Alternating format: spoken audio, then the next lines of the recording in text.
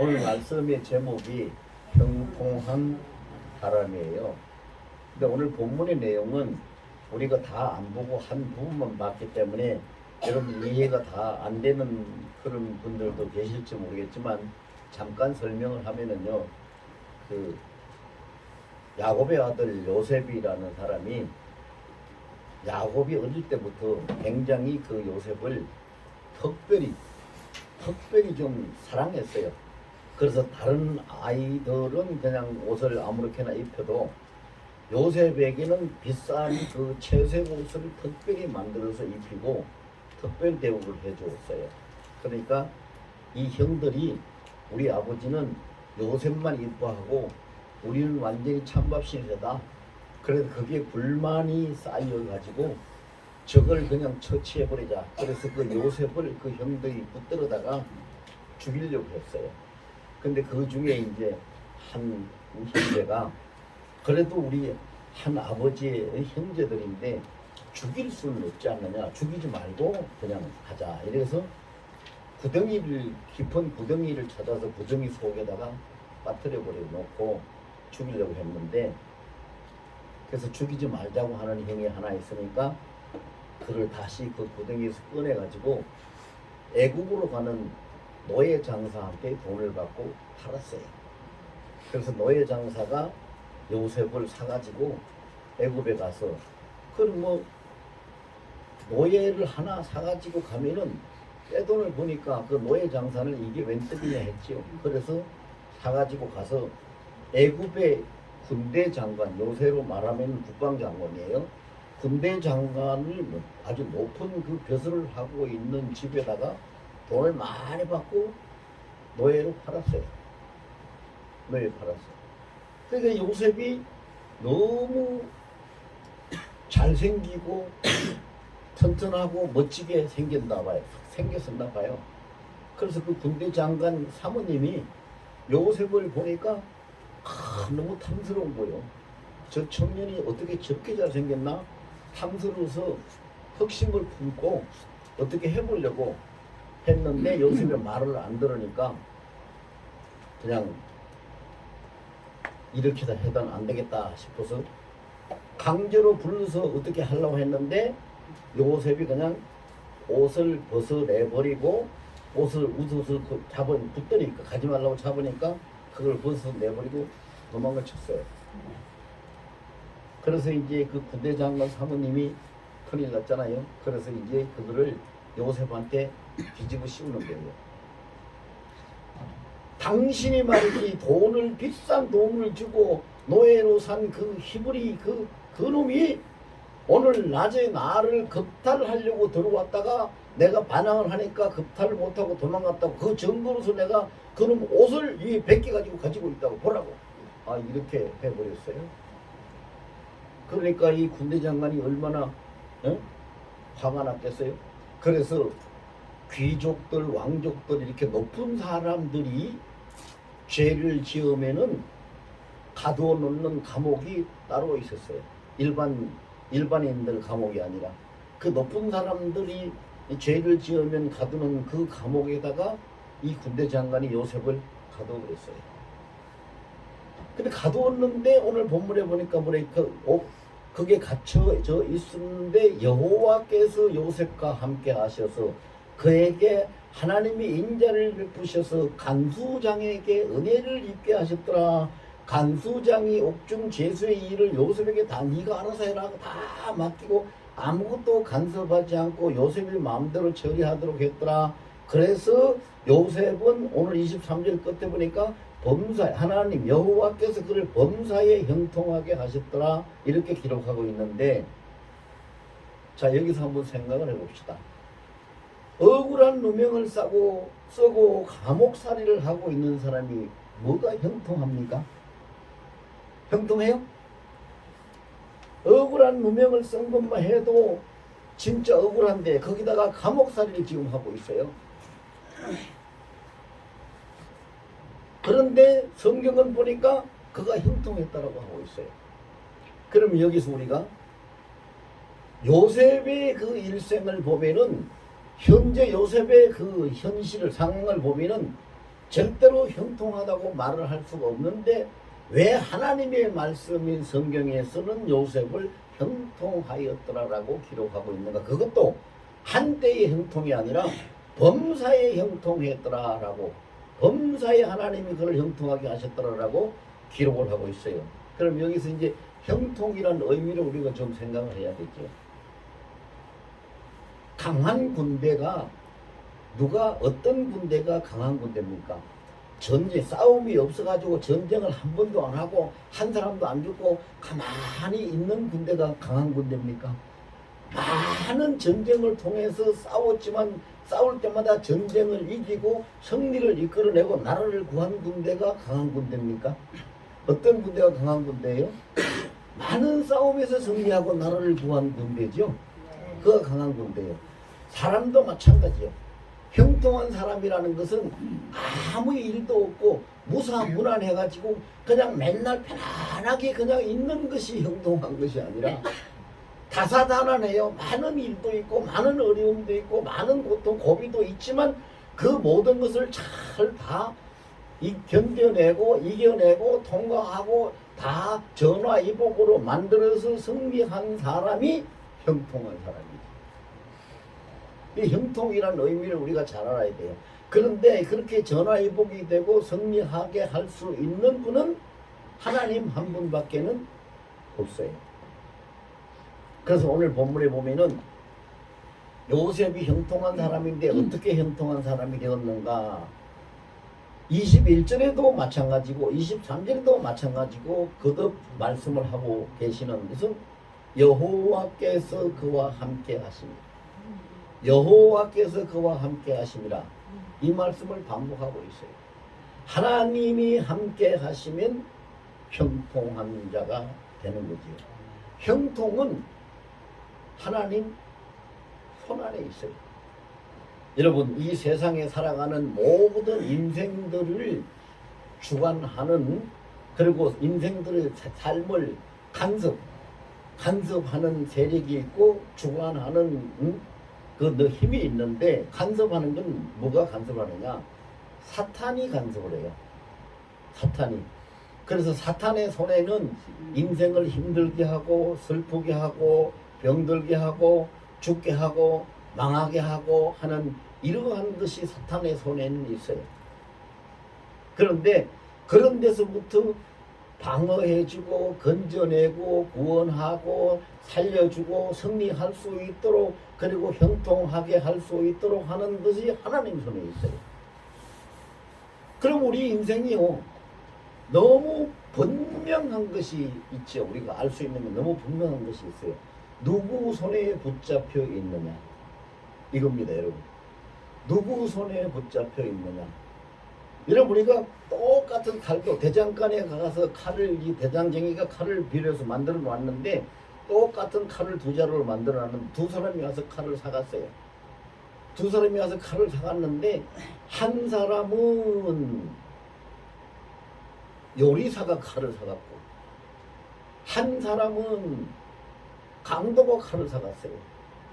그러면 똑같이 만드는 그 칼, 똑같은 장소에서 사갔는데 요리사가 사간 칼은 어디다 써야겠어요? 요리하는 데다 써야지요. 좋은 일에 써요. 강도가 사간 칼은 어디다 쓰겠어요? 강도 짓 하는데, 나쁜 짓 하는데 쓰겠지요. 누구 손에 있느냐에 따라서 칼의 쓰임새와 가치가 완전히 하늘과 땅 차이로 달라지지요. 인생이 그와 똑같아요. 여러분, 우리가 이거 명심해야 돼요. 내 인생이 누구 손에 있느냐에 따라서, 내 인생이 강도와 같은 사탄의 손에 있는가, 내 인생의 요리사와 같은 하나님 손에 있는가, 이거에 따라서 우리의 운명이 완전히 180도로 달라지는 거예요. 그 형통한 사람이 되려면은 오직 하나님 손에 붙잡혀야 돼요. 그래서 오늘 본문에 보면 여호와께서 함께 하셨더라, 여호와께서 함께 하셨더라, 이렇게 점잖하게 표현된 것 같은데, 이것이 여호와께서 함께 하셨더라는 말이 실질적으로 어떤 의미냐면은 여호와께서 그 여호와의 하나님의 손으로 그를 붙들고 그의 삶을 친히 다 이끌어주고 간섭하고 인도해 가셨다는 것을 얘기하고 있는 거예요. 그러면은 사탄이 그를 붙잡으면 어떡해? 사탄이 그를 붙잡으면은 병들게 하고 또 어려움을 당하게 하고 결국은요 사탄의 목적은 죽이는 데 있고 하나님의 손의 목적은 살리는 데 있어요. 그런데요 우리가 하나님을 잃어버리면은 모든 것을 다 잃어버린다. 이거는 겪어보지 않는 사람한테는 실감이 안 날 수도 있겠어요. 근데 저는 그걸 겪어봤어요. 저는 그걸 겪어봤거든요. 제가 사업을 하면서 평신도 때예요. 집사 시절인데요. 사업을 하면서 나름대로 교회 열심히 다니고 회사가 어려워서요. 그 회사를 살리기 위해서 하루도 안 빠지고 정확하게 365일을 1년 365일을 하나님 앞에 철야 기도를 했어요. 회사 하나님 내 사업 살려달라고 365일 철야 기도를 했어요. 그렇게 해서 응답을 받고 이제 하나님이 내 기업을 살려주실 거다. 그 환상을 봤는데 그 환상에 말이죠.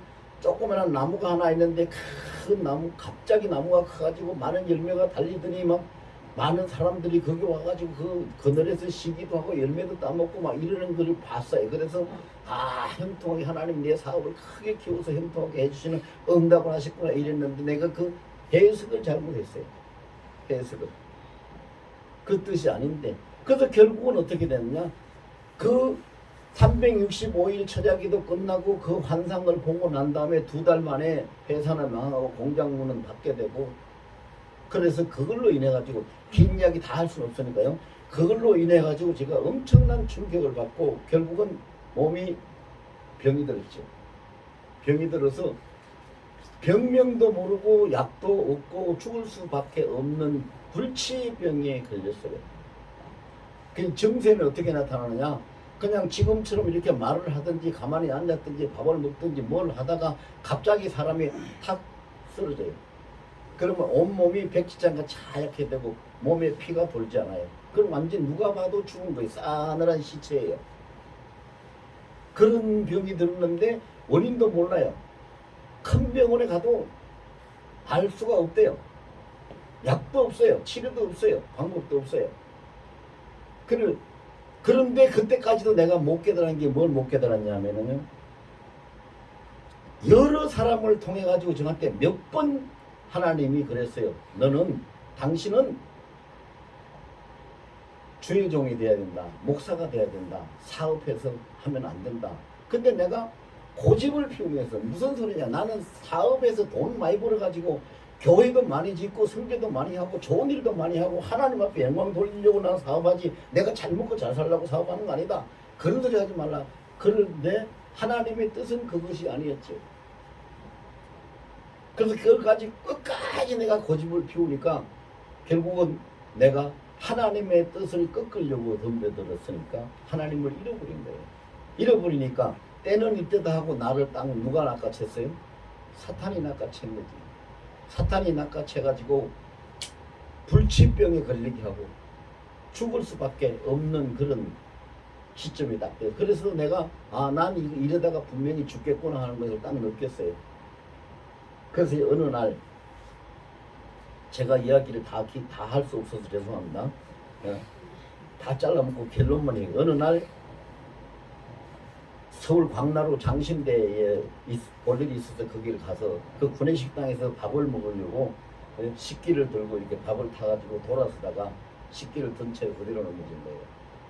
그래서 막 그 식당이 그냥 그 소동이 났죠. 사람이 갑자기 넘어져서 죽었다고. 그런데 그때 하나님이 나를 불쌍히 여기셔서 사탄이 나를 죽이려고 했겠지요.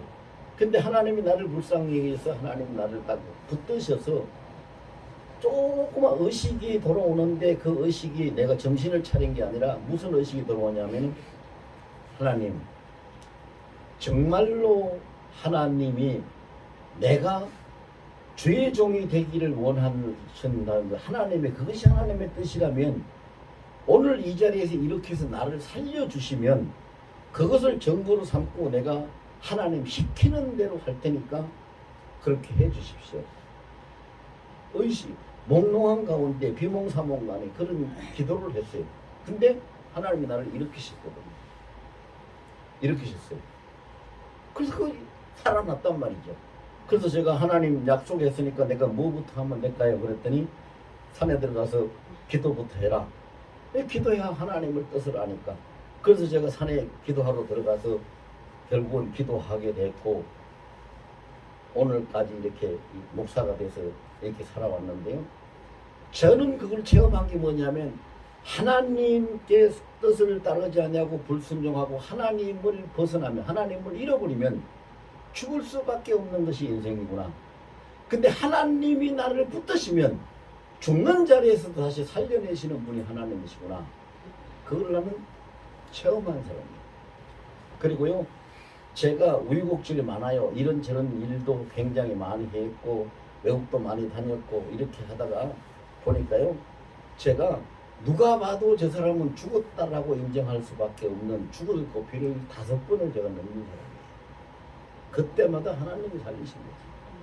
그때마다. 그래서 저는 확실하게 누가 무슨 소리 해도 확실하게 자신있게 이야기할 수 있는 것이 하나님 손에 붙잡히면 죽을 자도 살고 하나님 손에서 버려지면 사탄에게 잡히면 살 자도 죽는다. 자, 이거 우리가 명심해야 돼요. 여러분 생각을 해보세요. 지금 보세요. 똑같은 차를 타고 가다가 교통사고 나서 차가 굴러가지고 교통사고 나서 저도 교통사고 나서 죽을 뻔했는데 그런데 많은 사람들이 죽고 다 그냥 중상을 입어가지고 막 장애인이 되고 막 이런 일이 있는데 멀쩡하게 사는 사람은 왜 살아요? 운이 좋아서 살았나요? 하나님이 그걸 붙들고 계신 거예요. 하나님이. 그럼 우리가 하나님이 붙들고 계시는 그런 인생이 되기 위해서는 형통한 인생이 되기 위해서는 어떻게 해야 되는가? 오늘 우리 3가지를 생각해야 되는데요. 첫 번째는 모든 일을, 자 이건 저를 따라서 같이 해봅시다. 모든 일을 하나님과 함께 시작하자. 무슨 일을 하든지 간에 하나님과 함께 시작을 하면 돼요. 그래서 우리나라 한국 교회가 특별히 더 열심히 하고 있는 그 새벽기도가 왜 생겨? 새벽기도가 하루를 시작하는 첫 시간에 하나님 앞에 하나님 기도하고 하나님과 함께 하루를 시작하기 위해서 하는 기도가 새벽기도예요. 유대인들은 하루에 3번씩 기도를 했죠. 유대인들은 하루에 3번씩 기도를 했어요. 그게 이제 우리나라 시간으로 말하면 오전에 9시에 기도를 했고 정오에 12시에 기도를 했고 오후 3시에 기도를 했어요. 왜 그러냐? 아침 기도는 시작하는 기도고 낮 기도는 함께 진행하는 기도고 저녁 오후 기도는 마감하는 기도예요. 근데 성경에 보면 하나님이요 이것을 분명히 우리에게 말씀해 주고 계세요. 요한계시록 21장 6절에 보면은요 예수님이 그런 말씀하셔요. 내가 이제 다 이루었다. 나는 알파요 오메가요 시작이요 끝이요 처음이요 나중이니라. 이런 말씀하세요. 그리고 로마서 11장 36절에 보면은 모든 만물이 인생이 포함된 거예요. 모든 만물이 주에게서부터 나오고 주로 말미암아 있고 주께로 돌아간다. 이렇게 되어 있어요. 그럼 여기서 우리가 알 수 있는 거 하나님의 그 법칙이 뭔가? 하나님의 생존 법칙, 하나님으로부터 나온다는 거, 하나님 손에 붙잡혀서 산다는 거, 다시 하나님께로 돌아간다는 거, 이것이거든요. 그럼 우리가 이것을 하나님의 법, 하나님의 생존 법칙, 이 법을 어기지 않고 그 법대로 따라서 살면 우리가 항상 누구 손에 붙잡혀요? 항상 하나님 손에 붙잡혀서 살아요. 그런데 그 법을 어기고 내 마음대로 살아가고 세상과 타협하고 그냥 불의의 세력을 쫓아가고 하면은 결국은 하나님을 잃어버리게 되니까 사탄의 손에 붙잡히게 되는 거예요. 사탄의 손에. 그래서 여러분 어떤 일을 하든 간에 모든 일을 할 때에 사람이 살아가다 보면 뭐 뜻하지 않은 그런 사건이 생길 때도 있고 어떤 갑자기 어떤 그 변화가 일어날 때도 있고 막 많은 일들이 생겨요. 그럴 때마다 우리는 어떻게 하면 되냐? 그럴 때마다 하나님 앞에 보고를 하면 돼요. 그리고 하나님과 함께 어떤 변화가 와도 그 변화를 하나님과 함께 맞이하고 어떤 일을 시작해도 하나님과 함께 시작하고 어떤 일을 만나도 하나님과 함께 만난다 이렇게 생각하고 모든 걸 하나님과 함께 하면 돼요. 오늘 보세요. 요셉이라는 사람은 제가 아까 잠깐 이야기했잖아요. 형들이 시기해가지고 웅덩이에다 빠뜨렸어요. 그래서 웅덩이에 빠뜨렸던 걸 다시 건져내가지고 아이고 이제 살았나 싶었는데 웬걸 노예 장사한테 팔아먹었어요. 그래서 노예 애국으로 팔려가가지고 그 보디발 장군 집에서 노예 사용을 했어요. 그러다가 그 보디발 장군 아내가 그냥 모함을 해가지고 감옥에까지 갔어요. 그럼 이런 일을 겪으면서 그가 무엇을 붙잡았을까요? 하나님을 붙잡았어요. 웅덩이에 빠질 때도 하나님, 노예상에게 팔려갈 때도 하나님을, 감옥에 갇힐 때도 하나님을. 그래서 오늘 본문에 보니까 감옥에 갇힐 때도 하나님을 요셉이 붙잡았으니까 하나님이 어떻게 했다고 그래요? 요셉과 함께 하심으로 그에게 간수장에게 은혜를 입게 하시고 그가 형통하였더라라고 기록을 하고 있어요. 하나님을 붙잡았어요. 요셉만 이런 것이 아니에요. 이런 사람들 참 많이 있어요. 우리가 너무 잘 알고 있는 다니엘서에 보면 다니엘은 어땠어요? 다니엘은요 하나님 앞에 기도한다는 다른 죄가 하나도 없어요. 그런데 오직 제목이 하나님 앞에 기도한다는 그 제목 한 가지 때문에 사형 선고를 받고 사자굴에 사자밥으로 던져져 버렸어요. 근데 사자굴에 던져지면서 굴 속에 그 사람을 갖다가 사자굴 속에 집어넣으면 사자가 그냥 뭐 단숨에 핥혀버리는 거예요. 거기 사자들은 따로 밥을 안 주니까 굶주려 있으니까 뭐 뛰어 갖다 던져 넣으면 그걸 뭐 순식간에 그냥 끝나버리는 거죠. 그런 그 사자굴에 던져졌는데 요셉이 사자굴에 던져질 때 어떻게 던져졌어요? 하나님 붙잡고 그랬더니 하나님이 사자의 입을 싹 봉해가지고 입도 못 벌리게 해서 요셉을 살려내요. 참 요셉이라네 다니엘을 살려내요. 근데 다니엘만 그런 게 아니에요. 다니엘하고 같이 그 포로로 바벨론으로 끌려간 친구들이 있었죠. 사드락과 메삭과 아벳느고. 이 세 사람은 느부갓네살 그 왕의 신상에 절하지 않는다고 뿔 끓고 태우는 풀무불 그 성경에 보면 평소에 보다 7배를 더 뜨겁게 했다고 했어요. 엄청나게 뭐 새부치도 집어넣으면 다 녹아버리는 그런 펄펄 끓는 그 풀무불 가운데 셋을 잡아가지고 집어 던져 넣었잖아요. 근데 그때 모습이 보인 게 뭐가 보였어요? 세 사람을 불 속에 집어 던져 넣었는데 불 속에서 강강소래를 하듯이 손을 잡고 빙빙빙빙 도는데 네 사람이 뛰는 거예요. 아니 그래서 이 왕이 아니 우리가 분명히 세 사람을 불 속에 집어넣는데 저 안에서 어떻게 네 명이 저렇게 손을 잡고 돌고 뛰고 있느냐. 그러니까 그걸 신하가 들여다보다가 왕이시여 저 셋은 사람이 맞는데 저 하나는 사람이 아닌 것 같습니다. 하나님인 것 같습니다. 하나님의 아들 같습니다. 이렇게 얘기를 했어요.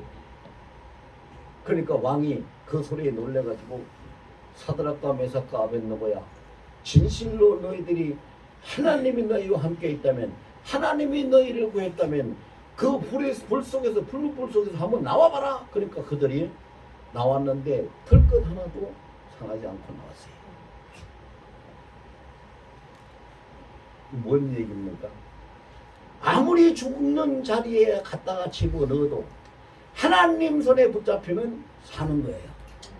하나님 손에 붙잡히면 살아요. 근데 아무리 좋은 자리에 갖다가 놔도 사탄의 손에 잡히면 죽는 거예요.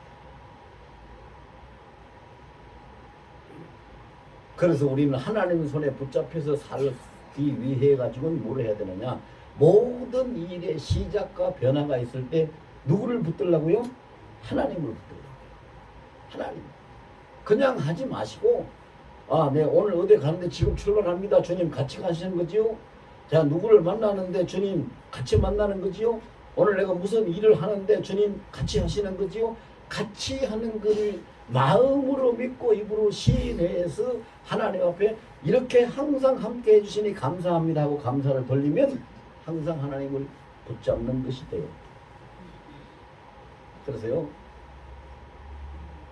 어려움이 있을 때, 예기치 않은 일이 생길 때 사람들이 가장 쉽게 하는 게 뭐냐? 불평이죠. 불평하다가 보면 아이고 틀렸다. 그 다음에 두 번째, 불평을 하는 사람이 두 번째 뭐래요? 낙심을 해요. 불평하다가 낙심되면은 마지막에 세 번째 뭘 해요? 이제 포기를 해버려요. 포기. 그래서 한 대씩만 얘기해 볼까요? 불평, 낙심, 포기. 불락포는 절대 금지. 어떤 일이 있더라도 불락포를 하면 안 돼요. 불평, 낙심, 포기 하면 안 된다고. 불평할 그 순간에, 낙심되는 그 순간에, 포기하고 싶은 그 순간에 손을 내밀어 누구를 잡아요? 예. 누구를 잡아요? 예. 우리 주님 예수님 잡아요.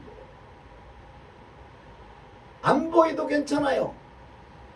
주여 나를 내 손을 잡아주소서 한마디만 하면 돼요. 나는 주님의 손을 잡고 싶습니다. 잡아야 합니다. 나를 잡아주소서. 주님이 그 순간에 잡아요. 순간에. 요나스를 보세요. 요나스 2장에 보면은요, 하나님의 명령을 불복하고 지 맘대로 하다가 그냥 풍랑을 만나가지고 그 바다 밑창까지 떨어진 요나가 죽을 수밖에 없죠. 그 요나서에 보면은 그의 머리가 그냥 처박혀가지고 그 바다풀에 진흙탕에 그냥 처박혔다고 그랬어요. 완전히 끝난 거예요. 그러는데 요나서 2장 4절에 요나가 뭐라 그래요? 내가 여호와 이제 하나님 집에서 쫓겨났지만 나는 다시 하나님의 성전을 바라보겠나이다 하고 그가 손을 내밀어 하나님을 잡아 하나님이 그를 잡으셔서 다시 육지로 끌어올리셔서 살리셨다. 그래서 니느웨에 가서 복음을 전하게 하신 거예요. 모든 일의 시작, 모든 오는 변화, 모든 일에 항상 하나님과 함께 하시는 여러분이 되시기를 예수님을 축원합니다. 그냥 아이고 목사님 그럴 때 어떻게 기도해야지 돼요? 어떻게 기도하면 하나님 손을 잡을 수가 있어요? 우리 주님을 놓치지 않고 붙잡을 수가 있어요? 그거 생각하지 마시고 걱정하지 마시고 하나님 말씀하신 대로 하면 돼요. 하나님 말씀을 어떻게 그럴 때 어떻게 하라고 했는가 보실까요? 빌립보서 4장 6절에 분명히 이랬어요. 너희는 아무것도 염려하지 말고 오직 너희 구할 것을 기도와 간구로 하나님 앞에 모든 것을 감사함으로 아뢰라 복음을 하면 된다. 그게 그 한 절만 있는 게 아니라 요한 1서 1장 9절도 있어요. 하나님은 미쁘신 분이기 때문에 우리가 잘못하고 죄를 지었을 때 우리가 하나님 앞에 우리 자유를 자백만 하면 됩니다. 자백만 하면 모든 불의와 그 죄악에서 건져내신다. 하나님을 잊지 않으면 되죠. 무슨 일이 있든지 주님을 잊지 않고 주님과 함께 하시는 여러분들 되시기를 예수님을 축원합니다. 그 다음에 일을 할 때 우리가 아침 먹고 저녁 먹기 전에 중간에 뭘 먹어요? 점심 먹죠? 예. 아침 먹고 저녁 먹기 전에 아침은 하루를 시작하기 위해서 밥을 먹고 저녁은 하루를 마감하기 위해 쉬기 위해서 음식을 먹는데 점심은 하루 일을 잘 감당하기 위해서 배고파서 일 못하면 안 되니까 점심을 먹어요. 우리가 하나님하고 함께 사는 삶도 그래야 돼요. 자, 시작을 하나님과 함께 했으면 중간에 하나님과 함께 한다는 점검을 해야 돼요. 점검. 근데 이 점검을 어떻게 해야 돼요? 분명히 예수님이 약속을 하셨어요. 뭐라고 약속을 하셨어요? 세상 끝날까지 나는 너희와 함께 하리라고 약속하셨고 이사야 43장 2절에 보면은 우리가 살다가 위험한 일, 힘든 일을 만날 때, 다시 말하면 그게 성경에 있는 대로 얘기하면 너희가 강을 건널 때 강물이 너희를 침몰하지 못하고 너희가 불 가운데로 지날 때 불이 너희를 사르지 못하리니 두려워하지 말라. 내가 너희와 함께 함이라. 이거예요. 이거라.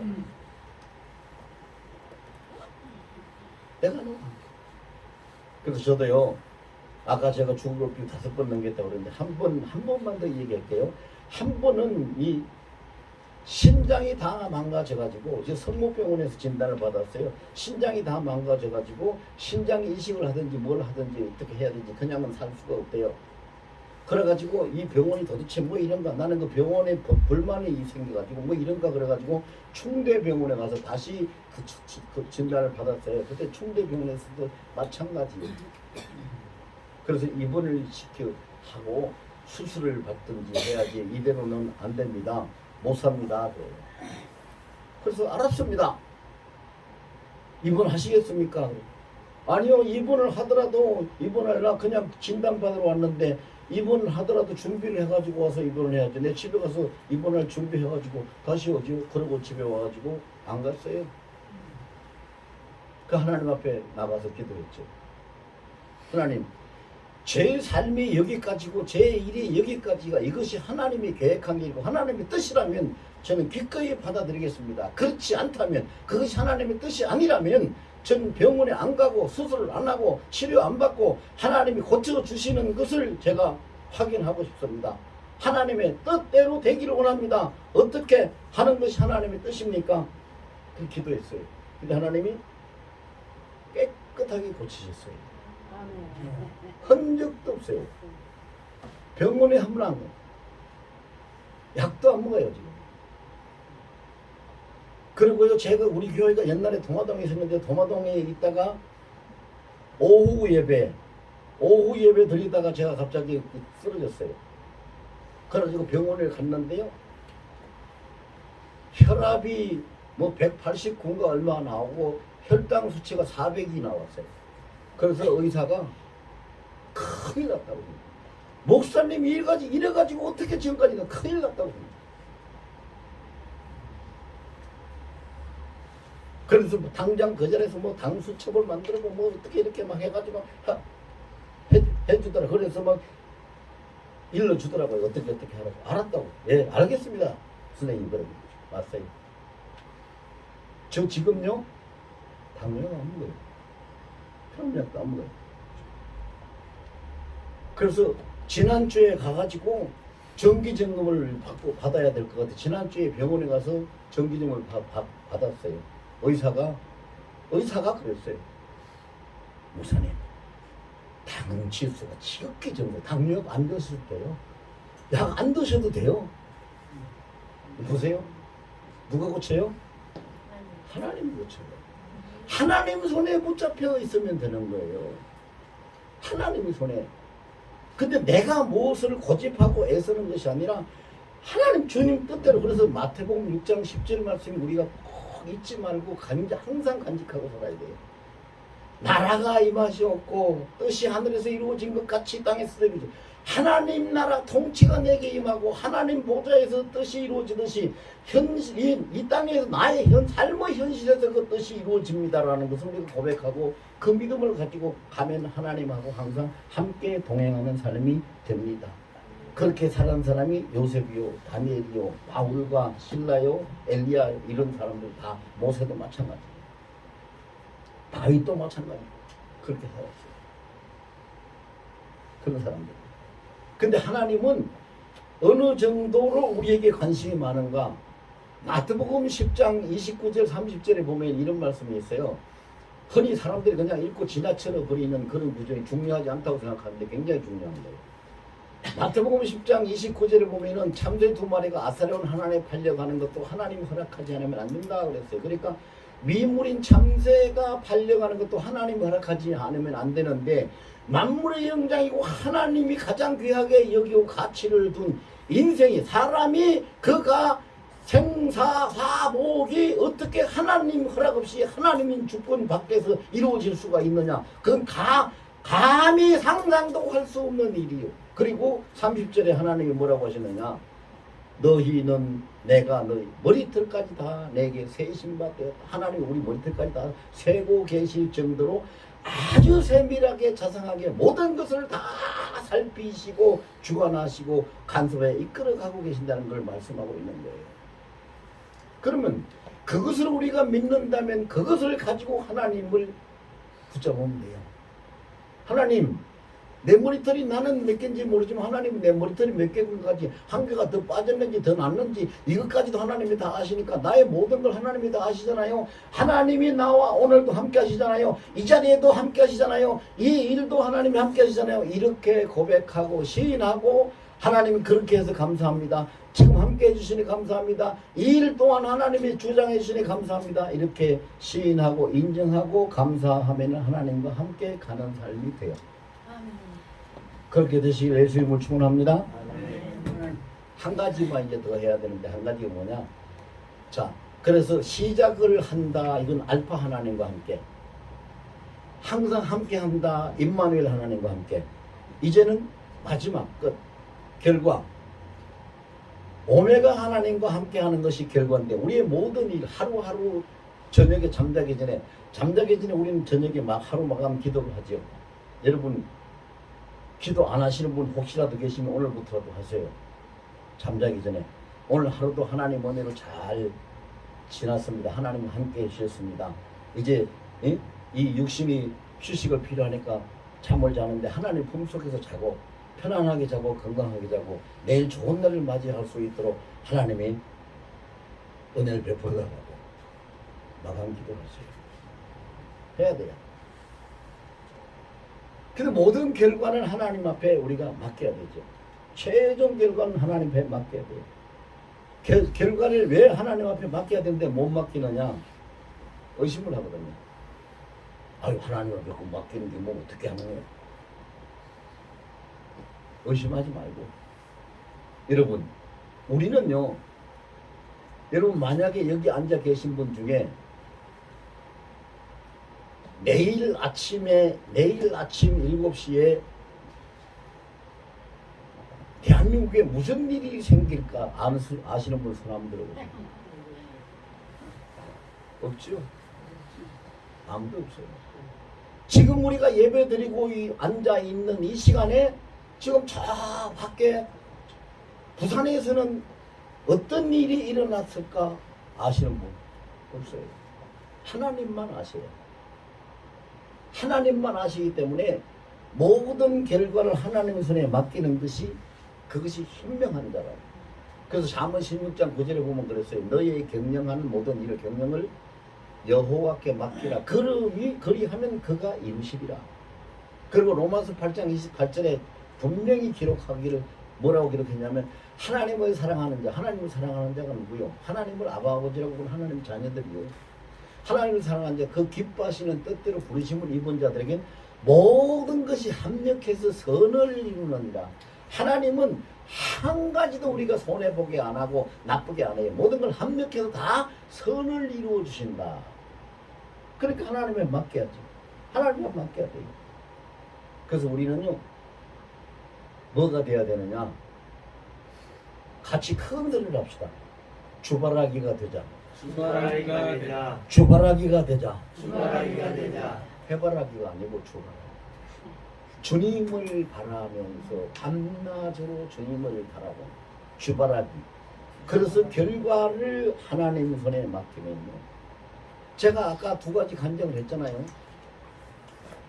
결과를 하나님 뜻대로 되기를 원하나이다 하고 하나님 손에 맡겼더니 불치병도 고치고 죽을 자도 살리고 다 하나님이 회복을 시켜 주셨어요. 회복을 시켜 주셨어요. 제가요 간증하라 하면 한 며칠을 해도 다 못합니다. 하도 저는 많은 것들을 겪은 사람이라서. 근데 그것이 뭘 이야기하느냐? 결국은 하나님께서 주관하시는 일은 반드시 합력해서 선을 이루시고. 그래서 우리가 여러분 아까 시작할 때 제가 그 말씀 드렸어요. 똑같은 칼 두 자루 예를 들어가면서 이야기했어요.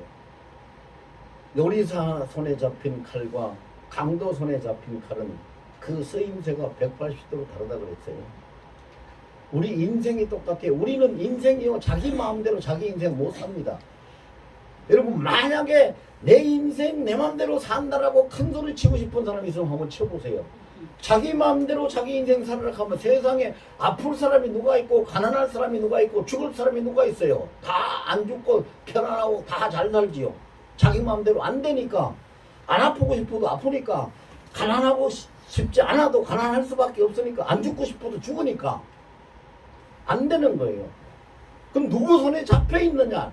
하나님 손에 잡혀 있으면 안 죽습니다. 왜 안 죽느냐? 아니 뭐 예수 믿는 사람 그럼 안 죽습니까? 예, 안 죽습니다. 아이고 저 목사 이상하네. 이상하다고 생각하지 마세요. 하나님 말씀입니다. 요한복음 11장 25절 26절에 보면 분명히 예수님이 그러세요. 나는 부활이요 생명이니 나를 믿는 자는 죽어도 살겠고 무릇 살아서 나를 믿는 자는 영원히 죽지 아니하리니 내가 이것을 믿느냐? 믿을 수 있느냐? 이렇게 묻고 계세요. 근데요, 우리는 이 육신은 생명이 목숨이 끝나요. 육신이 끝난다고 해서 우리는 죽는 것이 아니라 다시 주님 오실 때 새로운 몸을, 영화로운 새로운 몸을 입고 천국으로 가서 영원히 죽으면 영생을 살아요. 영생. 그렇기 때문에 우리는 죽음이 없어요. 하나님의 손에 붙잡히는 자는 영생을 사는 거죠. 사탄 마귀의 손에 붙잡힌 자는 영원한 멸망의 수렁에 빠지는 거예요. 불못에 떨어지는 거죠. 자, 우리 다 같이 고백합시다. 형통한, 자, 다 같이 시작. 형통한 사람은 하나님 손에 붙잡혀서 삽니다. 아멘. 하나님 손에 붙잡혀서 살겠다고 지금까지는 내가 그걸 잘 못했지만 이제 이 순간부터 지금부터는 오직 하나님 손에만 붙잡혀서 살겠다고 우리가 결단하면서 한 2분만 통성을 기도합니다.